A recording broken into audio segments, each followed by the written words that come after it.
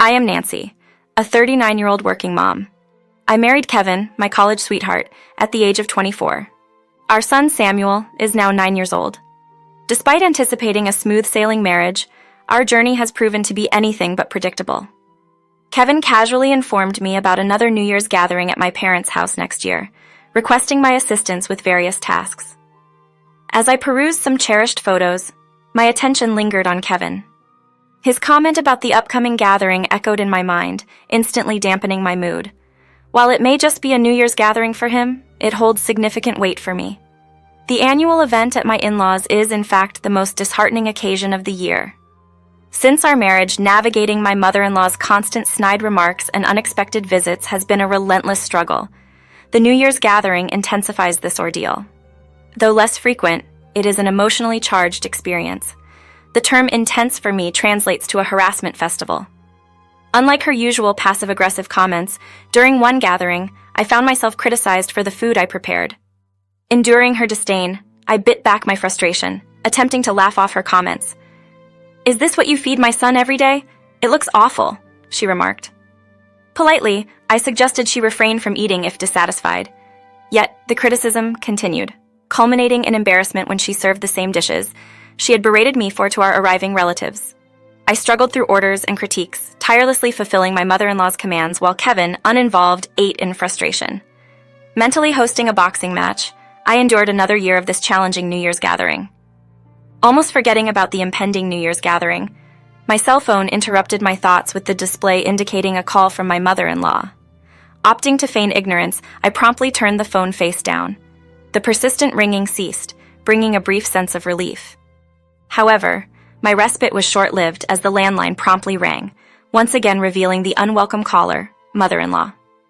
Answering reluctantly, I was met with a demanding greeting. "Hello, you're so slow to answer my calls." My attempts to convey busyness fell on deaf ears, leaving me with no option but to apologize. In her call, my mother-in-law announced another New Year's gathering, insisting that I arrive early to assist with preparations. While I don't mind helping, I couldn't help but question why Kevin, my husband, wasn't expected to contribute. When I raised this point, she defended him, emphasizing his daily workload and dismissing any notion of him participating in housework or childcare. Reluctantly, I headed to my in-laws' house early the next morning, harboring a sense of foreboding.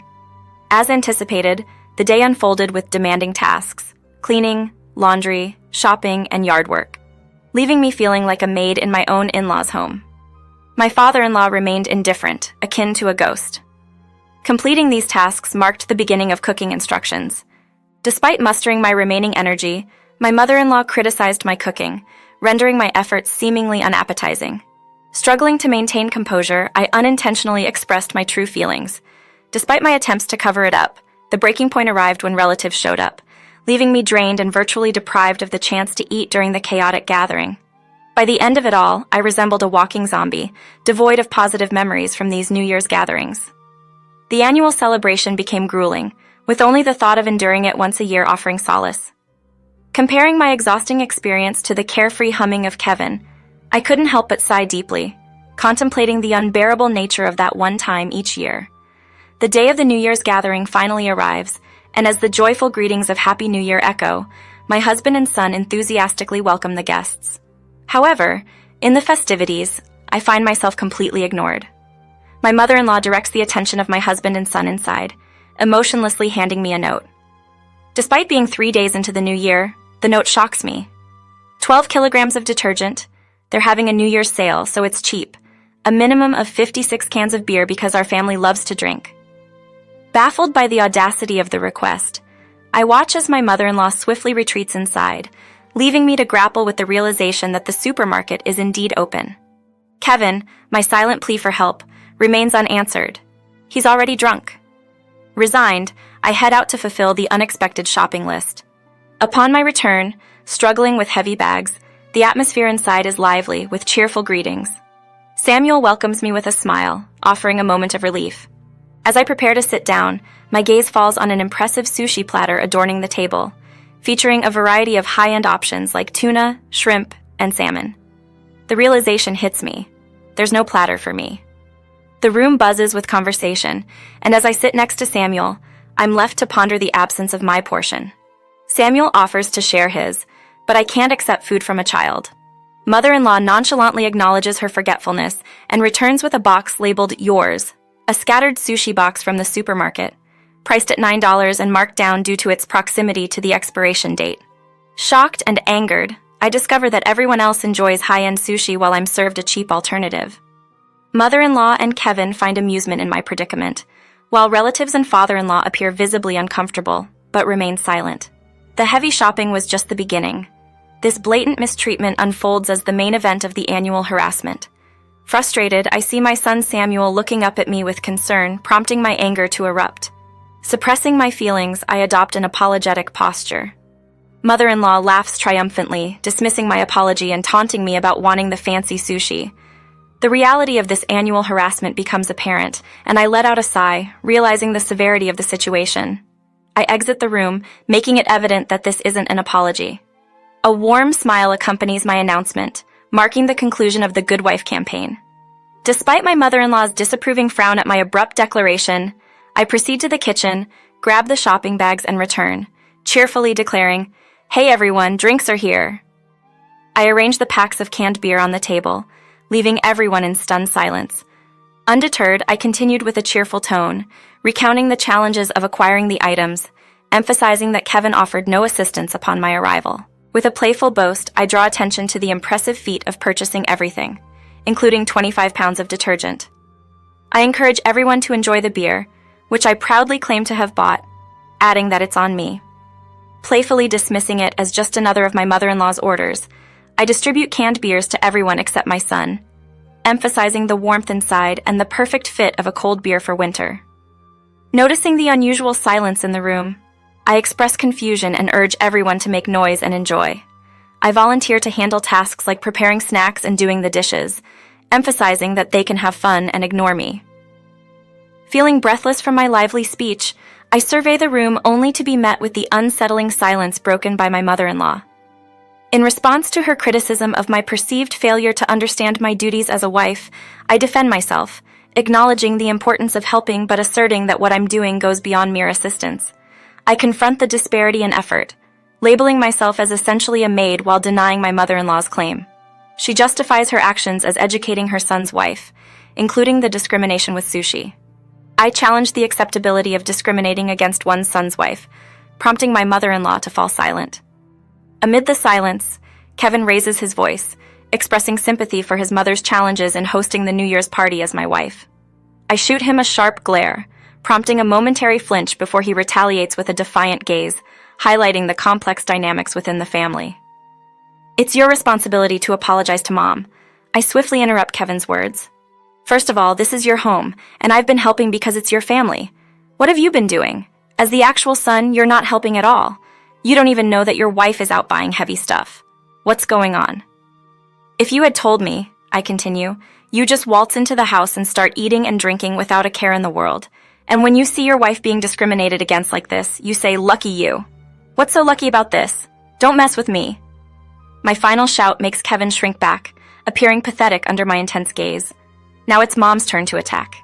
"You're so arrogant for a daughter-in-law. What do you think you're doing? We don't need a woman like you. Divorce immediately."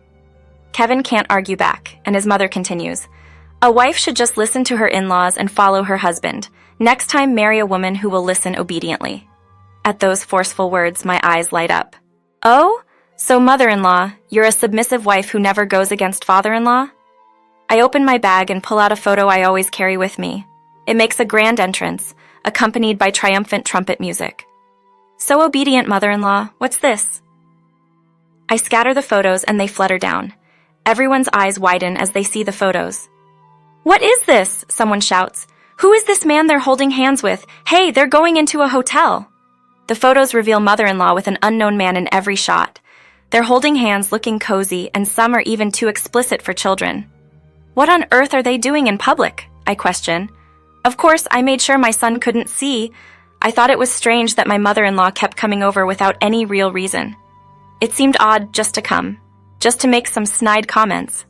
I wondered what she was doing while leaving father-in-law alone.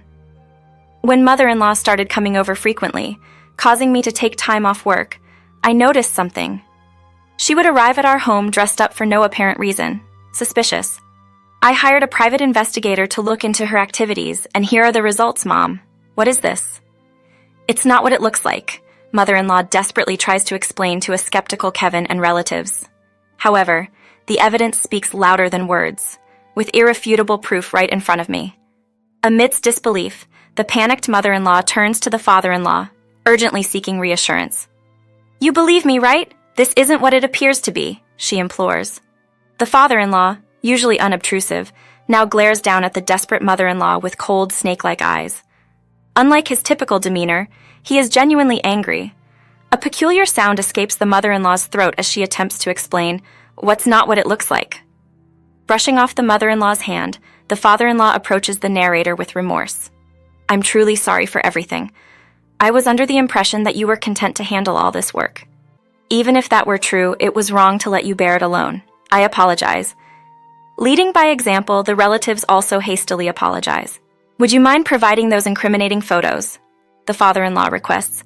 Of course, I have the data, so I can supply as many as you need. The father-in-law nods apologetically, collects all the photos, and exits the room. The mother-in-law's pitiful voice trails off as she follows him. The remaining individuals start cleaning up without uttering a word. Packing leftover food, washing dishes, wiping tables, and tidying the room becomes a collaborative effort. The solitary work the narrator always did alone now transforms into a group endeavor, proving to be both easy and incredibly fulfilling this year. After the New Year's gathering where the narrator rebelliously asserts herself, a call from the father-in-law reveals the finalization of his divorce from the mother-in-law. Ousted from the house, she seeks support from her affair partner, only to be abandoned when alimony is demanded in the divorce. Shunned by relatives, she finds refuge with her strict brother, living a constrained life under his watchful eye. Meanwhile, the narrator is currently separated from Kevin, a husband who contributes nothing, doesn't assist, and fails to defend her. Living apart holds no reservations for her, considering she had rented the apartment before marriage and consistently paid the rent. She insists it's only natural for Kevin to leave. Despite Kevin's belief in a fresh start, the narrator deems it too late. His previous financial freedom, reliant on her earnings, has left him struggling in a cheap apartment, frequently seeking her help. Unmoved, the narrator ignores his pleas. Notably, Samuel, the narrator's child, doesn't seem to mind Kevin's absence, highlighting his lack of involvement around the house and as a father. As Samuel talks about school with a smile, the narrator finds her answer clear. She is about to embark on a new path in life alongside Samuel.